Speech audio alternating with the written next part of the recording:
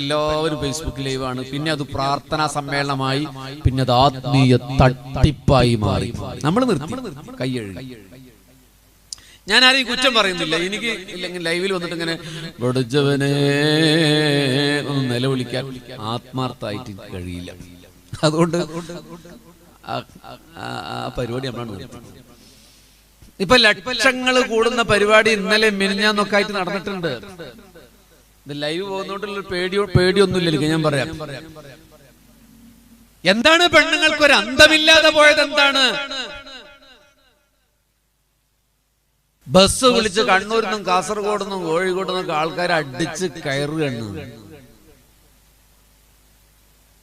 ഞാൻ അങ്ങനെ സദസ്സിൽ പോണ്ടെന്നല്ല പറയുന്നത്. പറയുന്ന കാര്യങ്ങൾ ഒരു ആത്മാർത്ഥതയില്ലാതെ പണത്തിന് വേണ്ടി മാത്രം നടത്തുന്ന ദുആ സമ്മേളനങ്ങള് നിർത്തണം. ഈ ഉമ്മത്ത് പണത്തിന് വേണ്ടിയുള്ള ദുആ സമ്മേളനങ്ങൾ നിർത്തണം. പിരിവ് വേണ്ടെന്നല്ല ഞാൻ പറഞ്ഞു. പിരിവ് വേണം. ഇപ്പൊ ഇവിടെ പരിപാടി നടക്കുമ്പോൾ പിരിവ് വേണ്ടി വരില്ലേ? പിരിവ് മാത്രം ലക്ഷ്യമാക്കിയിട്ട് പരിപാടി വരും. നിസ്കരിക്കില്ല. ഗീബത്തും നമീമത്തിനും ഒരു കുറവുമില്ല. നിങ്ങൾ മജ്‌ലിസുന്നൂറിനും ദുആ സമ്മേളനത്തിനും മാത്രം ഇങ്ങനെ ഓടിക്കൂടിയാ മതി. സ്വർഗം അങ്ങോട്ട് തുറന്നു കിട്ടും. അന്യവനെ കുറ്റം പറയുന്നതിൽ ഒരു കുറവില്ല ഈ ഉമ്മത്തിന്. ഉള്ളത് പറഞ്ഞാൽ ഗീബത്താണ്, ഇല്ലാത്തത് പറഞ്ഞാൽ കളവാണ്. 5 നേരം നിസ്കരിക്കുക, ഗീബത്ത് പറയും അല്ലേ? പരിപാടി വെക്കുക, നിസ്കരിക്കാതിരിക്കുക, നടക്കൂല. ഒരു കാര്യമില്ല പരിപാടി. അപ്പൊ അങ്ങനത്തെ തട്ടിപ്പുകളൊക്കെ ലൈവ് പരിപാടി നടക്കുക. ഇവിടെ വെള്ളം വെക്കുക, എന്നിട്ട് ഊതുക, വീട്ടില് ഫലം കിട്ടുക. സുന്നത്ത് ജമാഅത്ത് എന്ന് പറഞ്ഞ തട്ടിപ്പാണെന്ന് ആരും കരുതണ്ട. അല്ലാഹുവിന്റെ ഔലിയാക്കന്മാരുടെയും മശായിഖന്മാരുടെയും മാർഗമാണ് അഹ്ലു സുന്നത്തി വൽ ജമാഅ. അത് തട്ടിപ്പല്ല. സോഷ്യൽ മീഡിയയിലൂടെ തട്ടിപ്പിലൂടെ ആളുകളുടെ പണം കവരാൻ വേണ്ടി മാത്രം പരിപാടി നടത്തുന്നത് ശരിയല്ല. ഇതെന്റെ വ്യക്തിപരമായ നിലപാടാണ്, മർഹബയുടെ നിലപാടല്ല. ഇതിന്റെ ഉത്തരവാദിത്വം എനിക്കാണ്. കഴിഞ്ഞ ദിവസം 2 ദിവസം മുമ്പുണ്ടായി. ഖുർആൻ ഓതുമ്പോ തെറ്റി ഓതുക. ഖുർആൻ തെറ്റിയിട്ട് ഓതാനുള്ള ഗ്രന്ഥാണോ? ഫാത്തിഹ പോലും നേരായി ഓതാൻ അറിയാത്ത ആൾ എങ്ങനെയാണ് ആത്മീയ നേതാവുക? എനിക്ക് മനസ്സിലാവുന്നില്ല. ഭയങ്കര ആൾക്കാരാണ്. ഹബീബിങ്ങളെ അപ്പൊ നമ്മളാ ഡിലീറ്റ് ചെയ്തോളൂ കേട്ടോ. ഈ പറഞ്ഞൊക്കെ ഡിലീറ്റ് ചെയ്തോളൂ. നമുക്ക് അങ്ങനെ പോവാം. അപ്പൊ റസൂലുള്ളാഹി സ്വല്ലല്ലാഹു അലൈഹി വസല്ലമയുടെ ബാല്യ കൗമാരത്ത്, ടീനേജ് കാലത്ത് അല്ലെ, 13, 14, 15, 16, 17, 18, 19 ഈ ടീൻ എന്ന് പറഞ്ഞ ടീൻ ഏജ് കാലത്ത് ഹബീബായ പ്രവാചകരുടെ നിഴലായി നടന്ന ആളാണ് അബൂബക്കർ സിദ്ദീഖ് റളിയല്ലാഹു അൻഹു. അവിടെ നിന്നങ്ങോട്ട് നുബുവത്തിന് ശേഷവും മുമ്പും എല്ലാ സന്തോഷത്തിലും സങ്കടത്തിലും ഒപ്പം നടന്നയാളാണ് അബൂബക്കർ സിദ്ദീഖ് റളിയല്ലാഹു അൻഹു. എല്ലാ സമയത്തും സിദ്ദീഖ് റളിയല്ലാഹു അൻഹു ആ ജനാസക്ക് മുന്നിൽ ഹബീബായ പ്രവാചകരുടെ മുഖത്തേക്ക് നോക്കി നിന്നപ്പോ എന്തൊക്കെ സംഭവങ്ങളാണ് മനസ്സിലൂടെ കടന്നുപോയിട്ടുണ്ടാവുക. 61 കൊല്ലക്കാലത്തെ വേദനാ നിർഭരമായ യാത്ര. ഗുഹായുടെ ഉള്ളിൽ പാമ്പ് കൊത്താൻ വന്നപ്പോൾ കണ്ണുനീരോടെ പ്രവാചകനെ രക്ഷിച്ച ഓർമ്മ അല്ലേ? പലായനത്തിന്റെ വേളയിൽ സുറാഖത്ത് ബിൻ മാലിക്കിന്റെ ഊരിപ്പിടിച്ച വാൾത്തല കാണുമ്പോൾ യാ റസൂലല്ലാഹ്, ശത്രു ഇതാ അടുത്തെന്ന് പറയുമ്പോൾ നിലാവ് പോലെ പുഞ്ചിരിച്ച് സിദ്ദീഖ് ലാ തഹ്സൻ ഇന്നല്ലാഹ മഅനാ, അല്ലാഹു കൂടെയുണ്ട് മോനെ, പേടിക്കണ്ടെന്ന് പറഞ്ഞ നിമിഷം. ഇങ്ങനെ എത്ര ചരിത്ര ഓർമ്മകൾ. ഹബീബായ പ്രവാചകരുടെ നെറ്റിത്തടത്തേക്ക് ചുംബിച്ചിട്ട് സിദ്ദീഖ് തങ്ങൾ പറയുകയാണ്, ഇന്നാ ലില്ലാഹി അല്ലാഹുൽ മുസ്തആൻ നഈശു ബിഹാലില്ലാഹ് അല്ലാഹുൽ മുസ്തആൻ നതഖബ്ബലു ബിഹാ അഖ്ദാറല്ലാഹ്. പൊട്ടിക്കരഞ്ഞു സിദ്ദീഖ്. എന്നിട്ടൊരു വാക്ക് കൂടി പറഞ്ഞു, വമാ അത്യബക ഹയ്യാ വമാ അത്യബക മൈതാ. അങ്ങ് ജീവിച്ചിരിക്കുമ്പോഴും സുഗന്ധമാണ് നബിയേ, അങ്ങ് മരിച്ചപ്പോഴും സുഗന്ധമാണ് നബിയേ. ആയിഷാ ബീവിയുടെ വീട്ടിലെ സുഗന്ധ പരിമളമാണ്, അവിടെ സുഗന്ധ പരിമളമാണ്. സ്വർഗത്തിലെ കസ്തൂരിയുടെ സുഗന്ധമാണ്. നബിയേ, അങ്ങേക്കിനി ഒരു മരണമില്ല നബിയേ എന്ന് പറഞ്ഞ് സിദ്ദീഖ് തങ്ങൾ പുറത്തിറങ്ങുകയാണ്. പ്രണയമേ പ്രണയമേ അനുരാഗമേ, സ്നേഹമാണത്. ഈ സിദ്ദീഖ് തങ്ങളുള്ള സ്വർഗത്തിലേക്ക് പോകാനാ ഞാനും നിങ്ങളും പണിയെടുത്തുകൊണ്ടേയിരിക്കുന്നത്. നമ്മളെവിടെ നബിയെ സ്നേഹിച്ചത്? അങ്ങനെ സ്നേഹിച്ചയാളെ കാണാൻ അല്ലാഹുവിന്റെ റസൂൽ ഇങ്ങോട്ട് വരും. ഒരു 5 മിനിറ്റ് ലൈവ് ഒന്ന് കട്ട് ചെയ്യണം കേട്ടോ. ഒരു പ്രധാനപ്പെട്ട കാര്യം പറഞ്ഞ് നമുക്ക് അവസാനിപ്പിക്കാം. ഹബീബിങ്ങളെ, നമ്മള് നാട്ടിലൊക്കെ ചിലർ പറയാറുണ്ട്, പ്രവാചകനെ സ്നേഹിക്കുക എന്ന് പറഞ്ഞാൽ പിൻപറ്റലാണ് എന്ന് പറയാറുണ്ട്. Note the point. പ്രവാചകനെ സ്നേഹിക്കുക എന്ന് പറഞ്ഞാൽ പിൻപറ്റലാണ് എന്ന് ചില ആളുകൾ പ്രസംഗിക്കാറുണ്ട്. ഞാൻ ആ തർക്കങ്ങളിലേക്ക് പോകുന്നില്ല. എനിക്കങ്ങനെ തർക്കങ്ങൾ ഇഷ്ടമില്ല. ആരെങ്കിലും കുറ്റപ്പെടുന്ന ഒരു ശൈലി എൻ്റെ അടുത്തില്ല. നേരത്തെ ഞാൻ ആത്മീയ തട്ടിപ്പിനെ പറഞ്ഞത് പേഴ്സണലി ആരെയും ഹരാസ് ചെയ്തതല്ല, നമ്മുടെ സമൂഹത്തിന്റെ ഒരു നിലപാടിനെ കുറിച്ച് പറഞ്ഞതാണ്. അല്ലെങ്കിൽ പേരെടുത്ത് പറയല്ലോ. ഹബീബിങ്ങളെ, നമ്മുടെ നാട്ടിലൊക്കെ പ്രസംഗിക്കുമ്പോൾ ആളുകൾ പറയുന്നു പ്രവാചക സ്നേഹം എന്ന് പറഞ്ഞാൽ പിൻപറ്റലാണ്, അല്ല നിങ്ങൾ നബിദിന നടത്തലല്ല, മൗലൂദ് ഓതല്ല എന്നൊക്കെ പറയുന്ന ചില ആൾക്കാരുണ്ട്. ഞാൻ പറയട്ടെ, റസൂലുള്ളാഹിന്റെ കാലത്ത് റസൂലുള്ളാഹി സ്വല്ലല്ലാഹു അലൈഹി വസല്ലമയെ പിൻപറ്റിയ ആൾക്കാർ മദീനത്തെ പള്ളിയിൽ ഉണ്ടായിരുന്നു. റസൂൽ എങ്ങനെയാണ് സുജൂദ് ചെയ്തത്, എങ്ങനെയാണ് റുക്കൂ ചെയ്തത്, വളരെ പെർഫെക്ഷനോടെ ചെയ്ത ആൾക്കാരുണ്ട്. പക്ഷേ ഖൽബിൽ റസൂലുള്ളാഹിനോട് അവർക്ക് ഇഷ്ടമുണ്ടായിരുന്നില്ല. അവരെ കുറിച്ച് ഖുർആൻ പറഞ്ഞത് വഹും മുനാഫിഖൂൻ എന്നാണ്, കപട വിശ്വാസികൾ എന്നാണ്. നിങ്ങൾക്ക് എന്നോട് സ്നേഹമാണെന്ന് പറഞ്ഞ് ചിരിക്കാൻ പറ്റും, പക്ഷേ മനസ്സിൽ ഉണ്ടാകുമ്പോഴേ അത് യാഥാർത്ഥ്യമാവുള്ളൂ. നിങ്ങൾക്ക് എന്നോട് സ്നേഹം ഉണ്ടോ? നിങ്ങളെ പറയൂ, നിങ്ങൾക്ക് എന്നോട് സ്നേഹം ഉണ്ടോ? ഈ ചെറിയ കുട്ടികൾ പറയണ്ട, വലിയ ആൾക്കാർ പറയാം, നിങ്ങൾക്ക് എന്നോട് സ്നേഹം ഉണ്ടോ? ഒന്നുണ്ട് എന്ന് പറഞ്ഞാൽ കൈ വന്നിച്ചാണ് കണ്ടേ. താത്തരുത് കേട്ടോ, പൊന്തിച്ചു പിടി. ആ പൊന്തിച്ച ആളുകളൊക്കെ അവരുടെ മൊബൈൽ ഫോണുകൾ കൊണ്ടുവരും.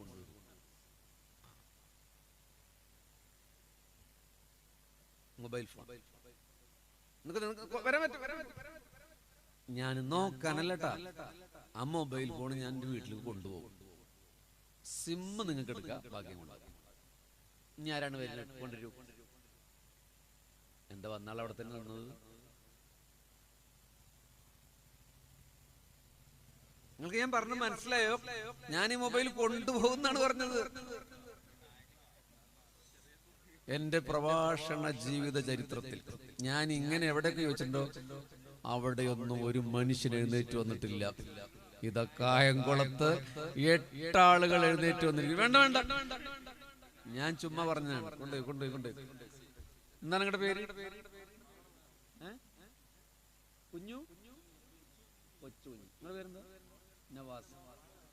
അതെ, നമ്മുടെ ഉമ്മർ. ഒരാളുടെ വന്നല്ലോ അവിടെ താഴെ. ആ ലൈവ് കൊടുക്കുന്ന ആളുടെ പേരെന്താ? അമീന്. നിങ്ങളുടെ പേരെന്താ? അൻസാരി. അബ്ദുൽ സത്തർ. വേണ്ട, താങ്ക് യു. ഇനി ഞാൻ എവിടെ പ്രസംഗിക്കുന്നില്ല, കായംകുളത്തമായി എന്ന് പറയും.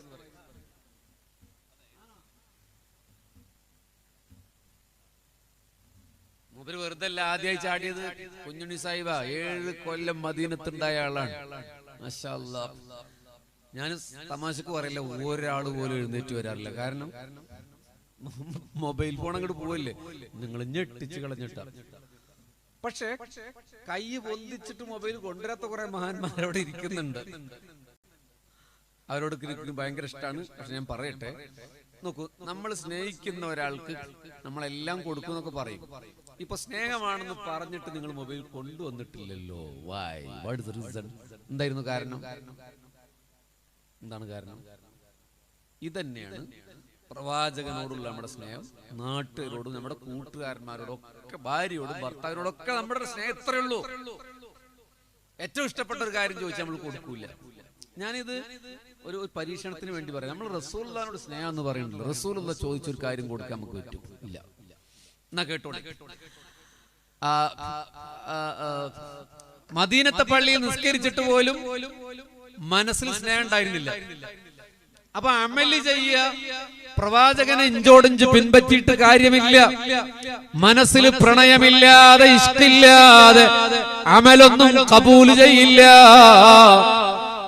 നോക്കൂ, മദീനത്തെ പള്ളിയിൽ എല്ലാ സുബഹി നിസ്കാരവും കഴിഞ്ഞിട്ട് എഴുന്നേറ്റ് പോകുന്ന ഒരാളെ കണ്ടു. മുഹമ്മദ് മുസ്തഫ. നിങ്ങൾ ഇതേതോ പ്രസംഗത്തിൽ കേട്ടിട്ടുണ്ടാകും. ഞാനതിന്റെ 2ാം പാർട്ടാണ് പറയുന്നത്. 1ാം പാർട്ട് നിങ്ങൾ കേട്ടതാവും. അബൂ ദുജാന റളിയല്ലാഹു അൻഹു നിസ്കാരം കഴിഞ്ഞ് എഴുന്നേറ്റ് പോണ് കണ്ടു. റസൂലുള്ള വരാൻ പറഞ്ഞു. വന്നിട്ട് ചോദിച്ചു, എന്തേ നിങ്ങൾ എഴുന്നേറ്റ് പോകുന്നത്? ദുആ ചെയ്യാനില്ലേ?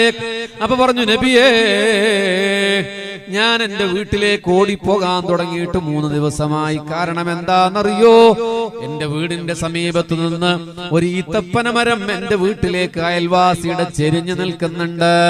കാറ്റ് വീശുന്ന നാളല്ല നബിയേ. രാത്രി രാക്കാറ്റ് വീശുമ്പോ പഴം വീഴുന്നുണ്ട് നബിയേ. എന്റെ വീട്ടിൽ പട്ടിണിയാണ് നബിയേ. 2-3 ദിവസമാണ് പട്ടിണിയാണ് നബിയേ. നമുക്കത് വിശ്വസിക്കാൻ കഴിയുമോ ഹബീബേ? അങ്ങനത്തെ പട്ടിണിയൊക്കെ മദീനത്തുണ്ടായിട്ടുണ്ട്. റസൂലേ, ഞാൻ മിനിഞ്ഞാന്ന് വീട്ടിലേക്ക് സുബഹി നിസ്കാരം കഴിഞ്ഞ് ദുആ കഴിഞ്ഞ് ചെന്നപ്പോ എന്റെ മക്കള് മുറ്റത്ത് വീണ ഈത്തപ്പഴം എടുത്ത് കഴിക്കുന്നു നബിയേ. എനിക്ക് ദേഷ്യം വന്നു. റസൂലേ, അന്യവന്റെ ഹക്കാണ്, അയൽവാസിയുടെ മുതലാണ്, നമ്മുടെ മുറ്റത്ത് വീണതാണ്.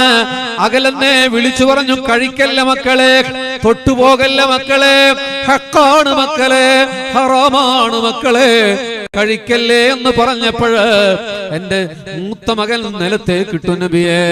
എന്റെ കൊച്ചുകുട്ടി അവൻ വായിൽ വെച്ച് കടിക്കുകയാണ് നബിയേ. എനിക്ക് ദേഷ്യം വന്നു നബിയേ. ഞാൻ അവന്റെ വായിലേക്ക് എന്റെ പരുപരുത്ത കയ്യിൽ കടത്തിയിട്ട് അവന്റെ പാൽപ്പല്ലുകളിൽ പതിഞ്ഞിരിക്കുന്ന ഈത്തപ്പഴം വലിച്ചു പുറത്തേക്ക് ഇട്ടു നബിയേ. എന്നിട്ട് പെറുക്കിയെടുത്ത അയൽവാസിയുടെ വളപ്പിലിട്ട് കൊടുത്തു നബിയേ. എനിക്ക് സഹിക്കാൻ കഴിഞ്ഞില്ല നബിയേ. എന്റെ മക്കൾ വാവിട്ട് കരഞ്ഞു നബിയേ. അതുകൊണ്ട് ഞാൻ സുബഹി കഴിഞ്ഞ് ഓടുകയാണ്. മക്കൾ ഉണരുന്നതിന്റെ മുമ്പേ ഇത് പെറുക്കിയിടാൻ വേണ്ടിയിട്ട്, അല്ലെങ്കിൽ ഇതിന്റെ ഗൗരവം അറിയാതെ ഹറാമ് കഴിക്കും നബിയേ. അതാണ് നിസ്കാരം കഴിഞ്ഞ് ദുആക്കിരിക്കാത്തതെന്ന് പറഞ്ഞപ്പോ ഇനി 2ാം പാർട്ടാണ് ഞാൻ നിങ്ങളോട് പറയുന്നത്. അല്ലാഹുവിന്റെ റസൂല് വിളിപ്പിച്ചു. ആരെ? അയൽവാസിയായ പണക്കാരനെ വിളിപ്പിച്ചു. നോക്കണേ, അയാളന്ന് മുസ്ലിമാണ്. അയാളന്ന് മുസ്ലിമാണ്. ആര്? പണക്കാരനായ അയൽവാസി. ജൂതൻ എന്നൊക്കെ പ്രസംഗത്ത് കേട്ടത് അതൊരു തെറ്റായ ഇൻഫർമേഷൻ ആണ്. അയൽവാസിയായ പണക്കാരനായ പനക്കാരൻ അന്ന് മുസ്ലിമാണ്. അയാളെ വിളിപ്പിച്ചു. എന്തേ നബിയേ? റസൂലുള്ളാഹി ചോദിച്ചു, നിങ്ങളുടെ അയൽപ്പക്കത്താണോ അബൂ ദുജാന കഴിയുന്നത്? അതേ നബിയേ. അബൂ ദുജാന പാവമാണോ? അതേ നബിയേ. അബൂ ദുജാനക്ക് 2 മക്കളുണ്ടോ? ഉണ്ട് നബിയേ. ദാരിദ്ര്യത്തിലാണെന്നറിയുമോ നിങ്ങൾക്ക്? അറിയാം നബിയേ. നിങ്ങളുടെ വീട്ടിൽ നിന്നൊരു ഈന്തപ്പന അയാളുടെ വീട്ടിലേക്ക് ചരിഞ്ഞു നിൽക്കുന്നുണ്ടോ? ഉണ്ട് നബിയേ. ഇത് പറഞ്ഞപ്പോ അല്ലാഹുവിന്റെ റസൂല് പറഞ്ഞു, എങ്കിലാ പന, ആ ഈത്തപ്പന അബൂ ദുജാനക്ക് നിങ്ങൾ ഹദിയ കൊടുക്കണേ, വെറുതെ കൊടുക്കണേ. നാളെ സ്വർഗത്തിൽ ഒരു ഈന്തമരം നിങ്ങൾക്ക് ലഭിക്കാൻ ഞാൻ അല്ലാഹുവിനോട് ശുപാർശ ചെയ്യാമെന്ന് ഹബീബായ പ്രവാചകരുടെ വാഗ്ദാനമാണ്. നൂറാനിയത്തിന്റെ നാവിൽ മുമ്പിൽ നിന്ന് പെയ്തിറങ്ങിയ വചനപ്രസാദമാണത്. ഹബീബിങ്ങളെ, ഹബീബിങ്ങളെ, ഹബീബിങ്ങളെ. ആ വന്ന മനുഷ്യൻ പറഞ്ഞു, ഇല്ല നബിയേ, ഞാനത് കൊടുക്കൂല്ല നബിയേ. കാരണം എന്താണ്? അത് നല്ല പഴമുണ്ടാകുന്ന പനയാണ്, അത് കൊടുക്കൂല നബിയെ. ആലോചിച്ചു നോക്കണേ, ബഷീറല്ല പറഞ്ഞത്, അള്ളാന്റെ റസൂലാണ് പറഞ്ഞത്. മൊബൈൽ തരുമോ എന്ന് ചോദിച്ചപ്പോ ആദ്യം ചാടി എഴുന്നേറ്റ് വന്ന 8 പേരെ നിങ്ങളുടെ മനസ്സിൽ എന്ത് വികാരമാണ് ഉണ്ടാക്കിയത്? സിമ്മ് നിങ്ങൾ ഊരിയെടുത്തോളൂ, ഇത് ഞാൻ കൊണ്ടുപോകുമെന്ന് പറഞ്ഞപ്പോഴും ധൈര്യപൂർവ്വം സ്റ്റേജിലേക്ക് വന്നവരെ, ഒരു 20,000 വിലയുള്ള മൊബൈൽ ഫോണുമായി കൈനീട്ടി വന്നവരെ, നിങ്ങളുടെ ഹൃദയത്തിന്റെ പ്രണയഭാവത്തെ ഞാൻ അംഗീകരിച്ചിരിക്കുന്നു. എന്റെ ദുആയിൽ ഞാൻ നിങ്ങളെ മറക്കൂല കേട്ടോ. പക്ഷെ നിങ്ങളുടെ മൊബൈൽ എനിക്ക് വേണ്ട, പക്ഷെ നിങ്ങളുടെ ഹൃദയ വായ്പ ഞാൻ അംഗീകരിക്കുന്നു. പക്ഷേ അള്ളാന്റെ റസൂലിനോട് ആ സമ്പന്നനായ മനുഷ്യൻ പറഞ്ഞു, ഇല്ല നബിയേ, സ്വർഗത്തിലെ പന തരാമെന്ന് പറഞ്ഞപ്പോ വേണ്ട നബിയേ എന്ന് പറഞ്ഞപ്പോ റസൂൽ പറഞ്ഞു, പൊയ്ക്കോളൂ പൊയ്ക്കോളൂ പൊയ്ക്കോളൂ. ഹബീബിന്റെ ഹളറത്തിൽ നിന്ന് ഇറങ്ങിപ്പോയി അയാൾ. ഈ വാർത്ത മദീനയിലെ അങ്ങാടിയിൽ അറിഞ്ഞു. സഹാബത്താകെ ഞെട്ടിത്തരിച്ചു. റസൂലുള്ള സ്വർഗം വാഗ്ദാനം ചെയ്ത് വേണ്ട എന്ന് പറഞ്ഞ് ഇറങ്ങിപ്പോയി ഒരാൾ.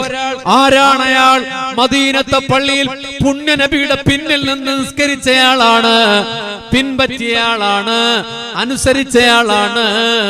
അബൂദഹ്ദ എന്ന് പറയുന്ന സഹാബി ഓടി വന്നു പള്ളിയിലേക്ക്. ചരിത്രത്തിലെ ലെജൻഡാണ്, ഇസ്ലാമിക ചരിത്രത്തിന്റെ അദ്വിതീയ വ്യക്തിത്വമാണ് അബൂദഹ്ദ. ഓടി വന്നു. ഇത് വേറെ ആളാണ്, പാവപ്പെട്ട സഹാബി അബൂദുജാനയാണ്. പണക്കാരനായ ആളുടെ പേര് ഞാൻ പറഞ്ഞിട്ടില്ല. ഇപ്പൊ വന്നത് അബൂദഹ്ദയാണ്. ഞാൻ ക്ലിയർ ചെയ്തു പോകുന്നത് മറക്കാതിരിക്കാനാണ്, നിങ്ങൾ വേറെ ഒരാളോട് ഉദ്ധരിക്കുമ്പോ തെറ്റാതിരിക്കാനാ. അബൂദഹ്ദ റളിയല്ലാഹു അൻഹു എന്ന് ചോദിച്ചു, നബിയേ, നിങ്ങളിപ്പോ സ്വർഗത്തിൽ ഒരു പനയുടെ ഓഫർ ചെയ്തോ ഇവിടെ? ആ ഓഫർ ഇപ്പോഴും നിലവിലുണ്ടോ നബിയേ? ആ ഓഫർ അവസാനിച്ചോ നബിയേ? ഇല്ല, ഇപ്പോഴുമുണ്ട്. അബൂദഹ്ദയുടെ മുഖമങ്ങ് സന്തോഷം കൊണ്ട് നിറഞ്ഞു. ഇറങ്ങി അവിടുന്ന് അല്ലാഹുവിന്റെ റസൂലിന്റെ മുമ്പിൽ നിന്ന് ഓടി. സഹോദരാ, നിങ്ങളുടെ മൊബൈൽ ഫോണിലേക്ക് ഇപ്പോഴൊരു മെസ്സേജ് വരികയാണ്. ഇന്ന് രാത്രി 12 മണിക്ക് മുമ്പ് നിങ്ങൾ റീചാർജ് ചെയ്യുകയാണെങ്കിൽ, നിങ്ങൾ റീചാർജ് പുതുക്കുകയാണെങ്കിൽ അടുത്ത 10 വർഷത്തേക്ക് നിങ്ങൾ നെറ്റ് ആൻഡ് കോൾ ഫ്രീ ആണെന്ന് പറഞ്ഞാൽ ഒരാൾ പോലും ഈ സദസ്സിലുണ്ടാകൂല. ശരിയല്ലേ? ഒരു ഉദാഹരണത്തിന് വേണ്ടി പറയാം, ശരിയല്ലേ? എന്താ ഉണ്ടാത്തത്? ശരി, ഞാൻ തന്നെ പ്രസംഗം നിർത്തി പോകില്ലേ? 10 കൊല്ലത്തിന് ഫ്രീ ആണ്. 12 മണിക്കൂർ റീചാർജ്. ഞാനും ഉണ്ടാവില്ല, മൈക്കക്കാർ തീരെ ഉണ്ടാവില്ല, ലൈവ് കൊടുക്കുന്നവരുണ്ടാവില്ല, നിങ്ങളുണ്ടാവില്ല. പെണ്ണുങ്ങളൊക്കെ കസേര വലിച്ചെറിഞ്ഞു ഓടും. 10 കൊല്ലത്തിനാണ് ഓഫറാണ്, ബമ്പർ ഓഫർ. അതിനേക്കാൾ 10 മടങ്ങ് വലിപ്പമുള്ള ഓഫറാണ് സ്വർഗത്തിലെ പന. എന്നിട്ട് മനുഷ്യൻ തരില്ല എന്ന് പറഞ്ഞു. അബൂദഹ്ദ ഇറങ്ങി ഓടി പണക്കാരന്റെ വീട്ടിൽ ചെന്ന് ചോദിച്ചു, നിങ്ങളോട് റസൂലുള്ള ഒരു പന ചോദിച്ചോ? ഓ, നിങ്ങൾ കൊടുത്തില്ലേ? ഇല്ല. സ്വർഗത്തിൽ ഒരു പന തരാമെന്ന് മുത്തുനബി ഓഫർ നൽകിയോ? നൽകി. എന്താ കൊടുക്കാൻ? എനിക്കിഷ്ടമില്ല. അപ്പോൾ അബൂദഹ്ദ പറഞ്ഞു, സഹോദരാ സഹോദരാ സഹോദരാ, ആ പന കച്ചവടം ചെയ്യാനാണ് ഞാൻ വന്നത്, അത് വാങ്ങാനാണ് ഞാൻ വന്നത്. അപ്പൊ അയാൾ ചോദിച്ചു, എന്ത് വില തരും എന്ന്. കണ്ട, സ്വർഗത്തിലെ പന വേണോ എന്ന് ചോദിച്ചപ്പോ വേണ്ടാന്ന് പറഞ്ഞ ധിക്കാരിയായ മനുഷ്യൻ ചോദിച്ചു, എന്ത് വില തരും? അബൂദഹ്ദ പറയുന്ന ഓഫർ കേട്ടോളൂ. റിയൽ എസ്റ്റേറ്റിലുള്ള ആളുകൾ ഈ സദസ്സിലില്ലേ, കച്ചവടക്കാരില്ലേ? ആ ഓഫർ കേട്ടോളൂ. അബൂദഹ്ദ പറയുകയാണ്, മനുഷ്യ, മദീനത്തെ പള്ളിയുടെ സമീപമുള്ള എന്റെ തോട്ടമില്ലേ, ഈത്തപ്പനത്തോട്ടം, അത് മൊത്തമായി നിങ്ങൾക്ക് തരാം. ആ ഒരൊറ്റപ്പന നിങ്ങൾ എനിക്ക് തന്നാൽ മതി. ഹബീബേ, കായംകുളത്തെ ഹബീബുമാരെ, നിങ്ങൾ എന്തെങ്കിലും മദീനയിൽ പോകുമ്പോ അബൂദഹ്ദയുടെ തോട്ടം എവിടെയായിരുന്നു എന്ന് ചോദിക്കേ. അമീറുമാരാ സ്ഥലം നിങ്ങളെ കാണിച്ചു തരും. അപ്പൊ ഓർക്കണേ, മദീനയിലെ സായാഹ്നങ്ങളിൽ തിത്തിരി പക്ഷികൾ വന്നിരിക്കുന്ന ഈന്തപനയോലകളുടെ ഹരിതചാമരമുള്ള 100 കണക്കിന് മൂത്തു പഴുത്തു നിൽക്കുന്ന പനകളുള്ള വിശാലമായ തോട്ടമായിരുന്നു അബൂദഹ്ദയുടെ. 1 അല്ല 2 അല്ല 100 അല്ല, 100 കണക്കിന് പനയുള്ള തോട്ടം മൊത്തമായി ഞാൻ നിങ്ങൾക്ക് തരാം. ആ ഒരൊറ്റ പന റസൂലുള്ള ചോദിച്ച പന നിങ്ങൾ എനിക്ക് തരുമോ? ആ പണക്കാരൻ പറഞ്ഞു, നിനക്ക് ഭ്രാന്താണോ അബൂദഹദ? ഭ്രാന്താണോ നിങ്ങൾക്ക്? അതെന്താ അങ്ങനെ ചോദിച്ചേ? ഒരു പനക്ക് പകരം ഒരു തോട്ടമോ? അതെ, എനിക്ക് ഭ്രാന്താണടാ. ആ തോട്ടം അങ്ങ് കച്ചവടം ചെയ്തു അബൂദഹദ. ഹബീബേ, 1001 രാവിലെ അറബി കഥയല്ല ബഷീർ പറയുന്നത്. 1000 രാത്രിയില് ഷഹ്സാദ രാജകുമാരിക്ക് പറഞ്ഞു കൊടുത്ത അറബി കഥയല്ല, അൽഫ് ലൈലയിലെ കഥയല്ല. മദീന സാക്ഷ്യം വഹിച്ച ചേതോഹരമായ സംഭവമാണ് പറയുന്നത്. അബൂദഹദ കച്ചവടം ചെയ്തു. എന്നിട്ട് അബൂദുജാന എന്ന പാവപ്പെട്ടയാളുടെ അടുത്ത് എന്ന് പറഞ്ഞു, അബൂദുജാന, സുബഹി നിസ്കാരം കഴിഞ്ഞ് ഓടുന്ന സഹാബി, നിങ്ങൾ ഇനി ഓടണ്ട. ആ പന ഞാൻ കച്ചവടം ചെയ്തിട്ടുണ്ട്, വില കൊടുത്തു വാങ്ങിയിട്ടുണ്ട്. അത് നിങ്ങൾക്ക് ഞാൻ ഹദിയ നൽകുകയാണ്. അപ്പുറത്തെ പറമ്പിലാണെങ്കിലും നിങ്ങൾക്ക് ആ പന ഞാൻ വാങ്ങിച്ചു തന്നിട്ടുണ്ട്.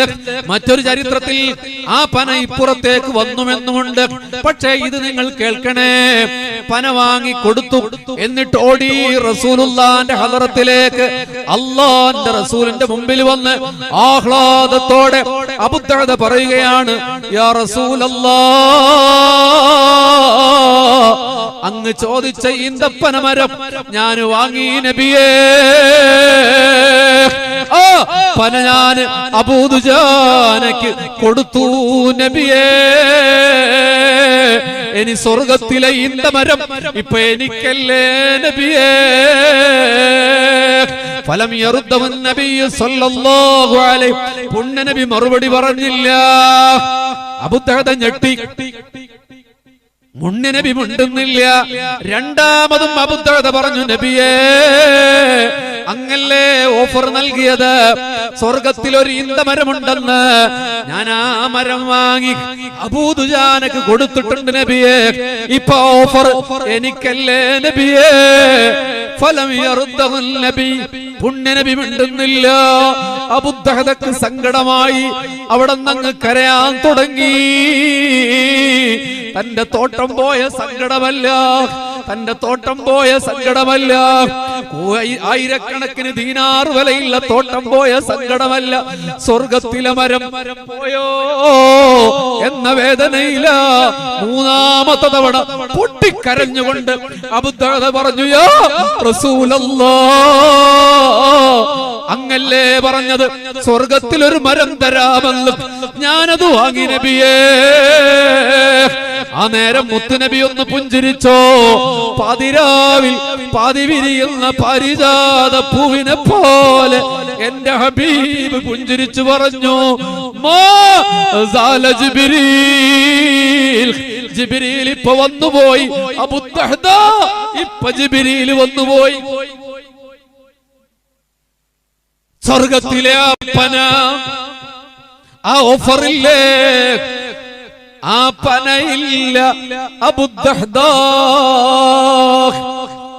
ഒന്ന് സ്റ്റക്കായി പോയി അബൂദഹദ. പിന്നെ നബി പറഞ്ഞു, അതല്ല അബൂദഹദ, നിങ്ങളുടെ കച്ചവടമില്ലേ, അത് അല്ലാഹു എന്നെ അറിയിച്ചു. നിങ്ങളുടെ ആത്മാർത്ഥത ആകാശത്ത് ചർച്ചയായി. നിങ്ങൾക്ക് പകരം എന്താണെന്നറിയോ? ആ ഒരു പനയല്ല, നാളെ സ്വർഗത്തിലെ ഒരു താഴ്വാരം മുഴുവൻ ഈ തപ്പനയുടെ തോട്ടം അങ്ങേക്ക് ഉണ്ട് അബൂദഹദ. മുഹമ്മദ് മുസ്തഫ. സ്വർഗത്തിലെ ഒരു തോട്ടം, ഒരു ഏരിയ മൊത്തം ഒരാൾക്ക് റിസർവ് ചെയ്യുന്ന ഒരൊറ്റ മനുഷ്യനേ ഉള്ളൂ. കോടാനുകോടി സഹസ്ര ട്രില്യൺ ബില്യൺ കണക്കിന് ആദം മുതൽ അവസാനത്തെ മനുഷ്യൻ വരെ സ്വർഗത്ത് കിടക്കുന്നവരിൽ ഒരു ഏരിയ റിസർവ് ചെയ്യപ്പെട്ട ഒരു മനുഷ്യനേ ഉള്ളൂ. ആ മനുഷ്യന്റെ പേരാണ് അബൂദഹദ.